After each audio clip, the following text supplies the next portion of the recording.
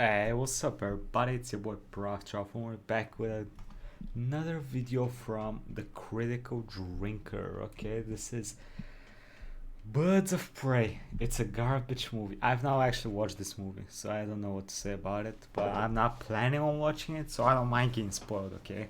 If people don't know, this is the new Harley Quinn movie. I mean, it's not that new anymore, but yeah, let's get it. Brothers, what are you doing to us? In your time, you've given us some of the best comic book movies ever, but then you tried to jump on the Marvel Extended Universe bandwagon, except without all the planning and patience and quality control, and you ended up delivering absolute shite. Remember Suicide Squad, everyone? Remember thinking, wow, this I still didn't watch this.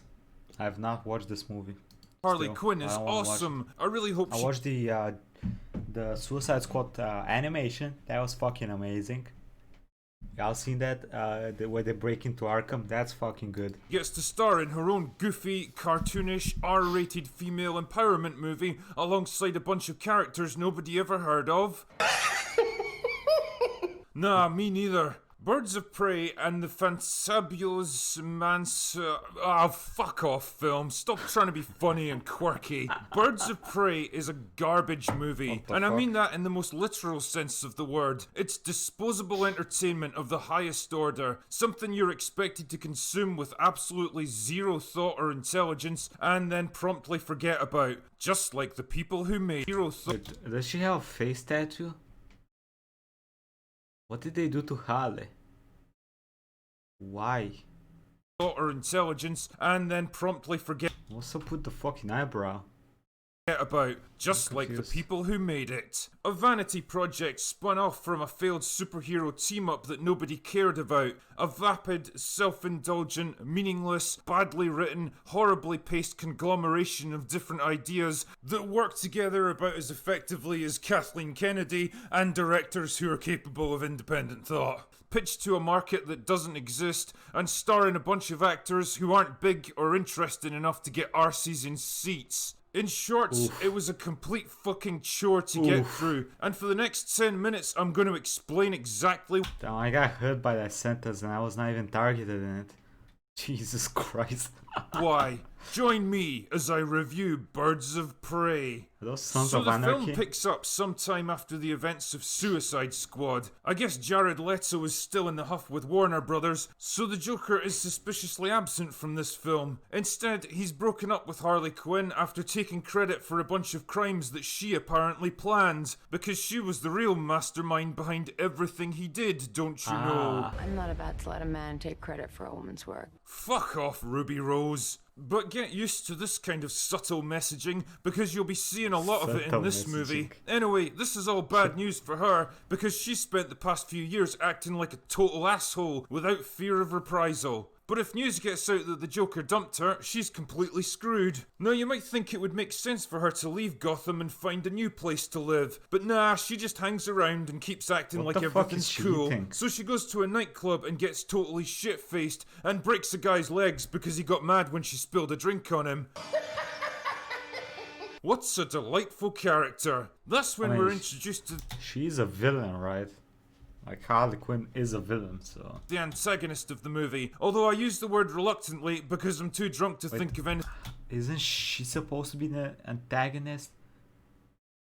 Why is there an antagonist to the antagonist? I'm confused. more appropriate for this absolute goon. Roman Sionis is the sadistic owner of the nightclub and one of the big crime lords in Gotham. He puts up with Harley's bullshit because he thinks she's still under the Joker's protection, but not for long. Harley decides she needs to get over the Joker properly, and what better way to do it than to steal a gas tanker and drive it straight into the chemical plant where they first got together. You know, I could point out that a massive chemical explosion in the middle of a crowded city would almost certainly cause untold damage to the environment and the health of millions of people living in the affected area, not to mention killing dozens, if not hundreds of innocent civilians actually working at the plants. But the script is like, nah, it'll be fine. Anyway, word soon gets out that Harley is no longer under the Joker's protection, so a couple of goons try to abduct her outside Roman's nightclub. But in comes Black Canary, a singer who Hey, Black Canary. I know that character. She can scream in a very high pitch, right? Can she fly? I don't remember. I think she just had the screaming. I always thought that this was a cool idea, but I don't think they ever did anything interesting with the character. Seems like that's still a correct thing even after the movie, though. For some reason is also Unfortunate. skilled enough to beat two fully grown men in hand-to-hand combat. You go, girl. Roman happens to notice this little alleyway fight, so he hires Black Canary to be his new limo driver because his old one has two broken legs courtesy of Harley Quinn. He sends Black Canary to retrieve a very special diamond for him that used to belong to one of Gotham's big crime families before they all got assassinated. The diamond's important because it contains the bank accounts where they've hidden their family fortune. Okay. But it all goes tits up when a teenage pickpocket named Cassandra steals the diamond from an incompetent henchman, because all men are incompetent in this movie, I guess, only to get arrested and taken to a nearby police station. So she takes the stolen diamond and swallows it in full view of the cops sitting right next to her. Okay. Meanwhile, a Gotham detective named Montoya... My name is Inigo. She's a female as well. Is there an important character in this movie a female? Is this the thing? Montoya. is investigating a murder carried out by a mysterious crossbow assassin. Montoya is a tough-talking, no-nonsense cop who keeps getting held back because her male colleagues take credit for her work. I am not a merry man. So Montoya catches up with Harley and tries to capture her, and it made me laugh until I was in danger of pissing myself because Rosie Perez is 55 years old and she moves with all the speed and agility of me after 2 bottles of whiskey. Anyway, Harley escapes only to run straight into more of Roman's goons who take her to his nightclub so he can torture her to death. But then she somehow talks him out of it by saying that she can recover the missing diamond for him because apparently she's really good at finding things. What? You don't need to find the diamond, you dick. You already know where it is. It's inside Cassandra, who's inside the police station. Oh. You don't need a detective for this one. You need a fucking assault team. But the Okay, I have a question. Why did they do this? Okay, so if anyone that's read the actual comic books, you know, they know what the story behind Harley Quinn is. She's like a psychiatrist that gets fucked up by the Joker and she becomes insane. And she starts thinking she's in love with him and she would do anything for him. But it's a very fucked up situation because he abuses her and does whatever the fuck he wants. And she suffers through it, right? And there have been some very decent comic books with Harley Quinn. And other female like villains and heroes like was it Supergirl? Superwoman? I don't remember those names with the super ones. The super family. I like that. There was one of those which was pretty cool. There was also the ones with Poison Ivy. Those were cool. And like, if they made a movie, why not explore that whole adult concept of being in a fucked up relationship and suffering, trying to recover through that? Why did they not make a movie out of that? That sounds like a very good concept for a Harley Quinn movie. Why did they do this generic shit? They break up, she doesn't seem to be that overwhelmed by it, she destroys the power plant, everything's okay now, she's doing her own thing. This is what I hate about some of these comic book movies. Like, they take characters that are developed very nicely and that you can make amazing stories out of, and they do this to them. Like, why? Wouldn't you do something better? At least try a little bit. I have a okay, whatever. Anyway, one second, everybody. Okay, I'm back. Let's get to it. genius script is like, nah, it'll be fine, because it needs to get Harley out of this situation and moving again, and it can't think of a smarter way to make it happen. So Roman lets her go on the promise she'll recover the diamond for him, because it's not like she could just skip town on him and disappear forever. For the purposes of this movie, Gotham City is basically the only place in the universe that actually exists. Did a fucking kindergartner write this? Anyway, Harley goes to the police station, which I guess must be staffed by the dumbest, most incompetent cops on the planet, because she's able to fight her way inside single-handed, and not one cop thinks to radio for reinforcements or return fire on her or do anything except stand there waiting to get shot. Honestly, you could replace these idiots with cardboard cutouts and the scene would play out pretty much the same. Maybe they're British police officers, maybe they don't have guns and stuff. I'm just fucking with y'all Brits. I'm just fucking with you. Okay, and another thing I have a problem with in this fucking thing. Okay, Gotham City. Okay, Gotham. A place filled with so much fucking crime that it is normal to get mugged and killed. Okay, that's Gotham, right? And the police there, it depends on when. So this is after Batman, so they're a little bit better prepared, not so much corruption. But the police station in Gotham, what would you expect from a police station in Gotham? A little bit more on alert, you know, a little bit heavily armed, prepared to shoot criminals because they have to deal with supervillains all the fucking time. So it's like you took some characters and you put them in a whole different world while forgetting all the lore about the place. That the things that's supposed to be happening, and I hate this. I'm annoyed by this is why I don't watch some of the superhero movies that I think I'm gonna hate, because they just annoy me. Same. So she gets down to the cells and springs Cassandra, but she also releases all the other prisoners by accident. And because literally everyone in this city fucking hates Harley Quinn, they all decide to attack her instead of, you know, escaping. Come on, let's get nuts. Well, this could make sense because a lot of people hate the Joker. Like, pretty much everybody hates the Joker. They're kind of afraid of the Joker, some of them, but a lot of people hate him, so it would make sense for people want to kill Harley just to get to the Joker. Cue another cringeworthy fight scene with some extremely accommodating stuntmen. You know how it's kind of implausible that someone of Margot Robbie's size and build could defeat even a single heavily built man in a balanced engagement? Well, like, in the comics books, she's actually fucking strong as hell. Like, she does the whole hammer thing, punching people. She's actually pretty strong, so this is not too far away from the material. Not too hard to believe, to be honest. multiply the implausibility factor by roughly a dozen, and you'll have some sense of how this scene plays out. Everyone waits their turn to attack. Everyone swings and misses. Everyone gets taken out by a single punch, because that's totally all it takes to floor a 200-pound man. Harley just churns through them all and escapes with Cassandra like it was nothing. Now, all of these various events probably sound like convoluted nonsense to you, and frankly, they are. But basically, there are 5 main plot threads running through the movie. 1. 5? Roman wants to recover the diamond inside Cassandra and kill Harley. Okay. 2. Harley plans to trade Cassandra in exchange for her own life. Okay. 3. Black Canary is now a reluctant enforcer for Roman. 4. Montoya is trying to arrest Harley. Okay. 5. Some arsehole's going around assassinating people with a crossbow. Eventually, all the various parties converge on an abandoned amusement park, which for some reason is still fully functional because the script says we need to have a fight scene in the funhouse. And all the girls learn to put aside their differences and work together to smash the patriarchy. Sorry, I mean defeat Roman and his henchmen. That calls for even more cringeworthy fight scenes with even more accommodating stuntmen, and then Roman dies, Cassandra shits out the diamond, and the movie ends. And that's it, that's the plot for Bird. What about the chick with the crossbow? Who is she? I mean, there is...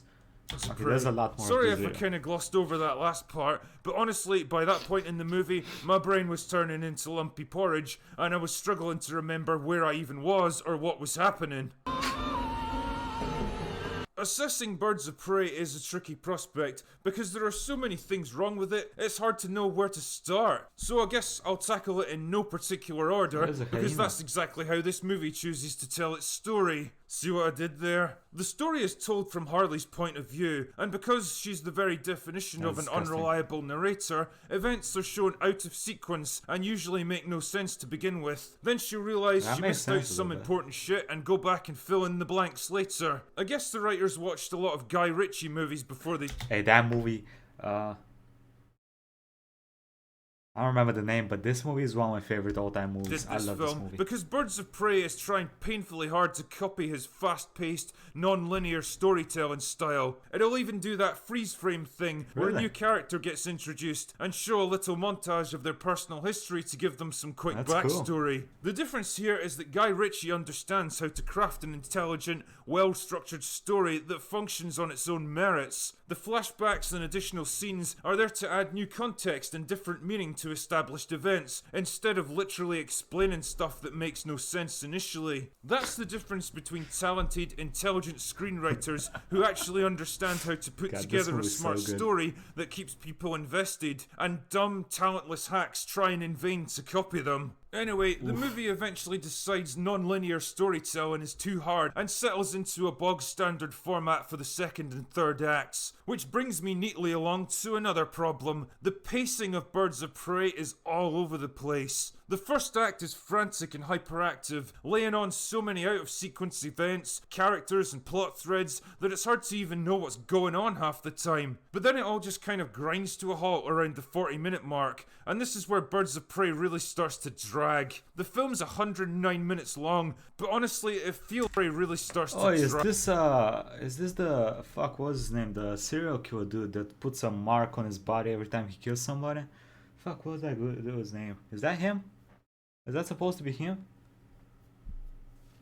The film's 109 minutes long, but honestly it feels like well over 2 hours. They could have cut about 20 minutes of padding and it would have made for a leaner, more effective story. Instead, it feels overstuffed with too much shit that drags it down. Another problem is the characters. For a start, there's too fucking many of them, and the script doesn't know what to do with them half the time. Harley and Black Canary are the only ones that get any real development. Huntress is a total non-entity with no... Oh, it's Huntress. What? They had Huntress in this shit? Why is she killing random people? Why the fuck is Huntress killing random people? Personality or screen presence, who only shows up in like the last 20 minutes anyway, and Mary Elizabeth Winstead plays her like she literally got handed the script 30 seconds before shooting began. Cassandra might have been interesting in the hands of a better actor, but Ella J. Basco is a complete plank of wood in this film. She can't act to save her life, and it's especially obvious next to Margot Robbie. Black Canary is the standout for me, both in terms of character and performance. She's the only one who looks like she can actually fight. She's also one of the only characters to have a meaningful arc. She starts off as a lowly club singer, just keeping her head down and barely getting by in life, but her talents land her in difficult situations, and she's forced to do bad things for worse people, until eventually she stands up for herself and risks her life to help others. And I couldn't help but think, man, I'd much rather see a Black Canary movie than this Harley Quinn bullshit. Which I guess brings me to the biggest problem in this film, Harley Quinn herself. See, I'm not convinced this is the kind of character you really want to base a whole movie around. She can be funny and quirky at times, and there's a certain charm in how ridiculous her outlook is, but that kind of thing gets old pretty fast. And if there's no real substance beneath the flash... Zach or some shit like that, that was his name, right? The dude with the knife wounds. She's superficial crap. There's nothing to keep you invested in the character. She's like a bout of explosive diarrhea. She's tolerable, maybe even kind of fun in small doses, but 109 minutes of her without relief just becomes a pain in the arse. The entire movie is built on the premise that Harley Quinn doesn't need anyone else to define her, but ironically it kind of proves the opposite. She doesn't really define herself because there's not much to define. She doesn't change, grow, or develop in this film. She's still the same destructive, immature, selfish arsehole she was at the beginning of the movie. Her only revelation is that she's gotten over her breakup with Joker, but does that really justify 109 minutes of screen time? Birds of Prey was marketed as a strongly feminist film. It's got a mostly female cast, a female writer, and a female director. Although it's worth pointing out that they had to bring in a man to direct the action scenes because Kathy Yan didn't know what she was doing. Either way, the movie really goes all in with the girl power angle. There's the usual tropes like skinny 90-pound women beating the crap out of very accommodating stuntmen, not to mention multiple examples Okay, well, why couldn't they just bring some of the badasses from the comic books? Like, there's a lot of women in the comic books that are trained and are considered one of the best martial artists that can whoop the floor with just about anyone. Maybe even give Batman, my boy, a hard time. Why did they just bring random people? Couldn't they just bring one of the cool people and just have them like be like an enforcer or some shit? And Huntress should be good. She should be able to fight. So that's all I'm saying. And Harley is strong in the comics. Men taking credit for women's accomplishments, and of course, every single... I don't remember much about Black Canary's abilities in hand-to-hand combat. I know her scream is cool against normal people, would be pretty good. I don't know her hand-to-hand combat. The male character in the film is portrayed as sadistic, arrogant, selfish, emotionally unstable, weak, vain, cowardly, and totally Jesus. deserving of the violence the women inflict on them. Oof. Even the cardboard cutout police officers who are just doing their job at the end of the day. The script is actually kind of an interesting insight into the minds of present day feminism when you think about it. A protagonist that's self-destructive, narcissistic, violent, unstable, selfish, and refuses to take responsibility I don't think that's what they were trying to portray, buddy. for her actions, lashing out at a world where every single man is portrayed as the enemy. Talk about a product of its time. But really, how many normal, well-adjusted people who don't spend 20 hours a day on Twitter are going to get behind something like that? By all accounts, not many. Birds of Prey is 13 already million. flopping hard at the box office, and when I stop to ponder why, I find myself coming back to the same question I asked of Charlie's Angels. Who was this movie even made for? It's not for men, that's for sure. The marketing made it clear this is a movie about female empowerment. This is what I don't understand with this, some of these feminist comic book movies. Why do they make things that are not, you know, they're kind of against men? Maybe not. It depends on how you look at it. I don't know. I haven't seen it, so I don't know how against men it is, but they don't make it for men. Like, I'm pretty sure most of the comic book readers are men, right? I haven't looked at statistic, but I assume most of them are men. So if I have any brain cells in your brain, you would assume that if you make a movie for men when most of your fan base is men, it would be good. Instead of doing the opposite and making a movie that's targeting like 3% of your fan base, if that, and alienating like 90 something percent of your fan base. I just don't understand. Misogyny and everyday sexism, which doesn't exactly scream light-hearted fun Goddamn. for most guys. The R rating means that most families won't go to see it, and even women don't seem to care about it. Probably because they now have a pretty good sense of when they're being pandered to, and they're not as dumb as Hollywood seems to think. You can't just slap the term female empowerment on a crappy film and expect them to flock to it. Ultimately, Birds of Prey feels like a rushed, poorly conceived vanity project, spawned from a mediocre superhero film and based around an actress with an overinflated sense of her own star power. Margot Robbie is listed as one of the 3 producers on this film, and from what I understand, she was a big driving force in getting it made. Now, Robbie is a perfectly good actress, and let's be honest, she's not exactly hard on the eye either, but she's more of a rising star than a real box office draw, and I think that, just like her character, this movie was an attempt to prove she could stop leaning on her male co-stars and strike out on her own. Unfortunately, its failure to connect with audiences kind of demonstrates the opposite. Better luck next time, Harley. Anyway, that's all I've got for today. Go away now. Jesus Christ. There's actually a Black Widow movie. I did not know about that. God damn, they're making a movie for every single superhero, are they? Is she even a superhero? Black Widow? I don't know. It's okay, I guess. Anyway, let me know what y'all think. A quick thank you to the Patreons. Pedro Martinez Commands, Cody Rob Bear Prince, as well as Terry Fuse, Chicken Fisher, Senior Hilton, Lemon Moon, Nike, My Dash, and Ronick. Thank you all for the support. I don't think I'm gonna watch this movie, I gotta be honest with you. I don't think I'll ever watch this shit. It looks like something that would annoy me more than I would enjoy, so I'm not gonna watch it. Yeah. Let me know what y'all. Oh, he has a video. Does he have a video about the Joker? I wanna see. Oh, maybe my movie of the year. I agree, that movie was fucking amazing. I wanna see his opinion on it. Anyway, let me know what y'all think. I'll see you next time, everybody. Have a nice day. We'll be streaming some remote later on today, so come check me out with that if you want.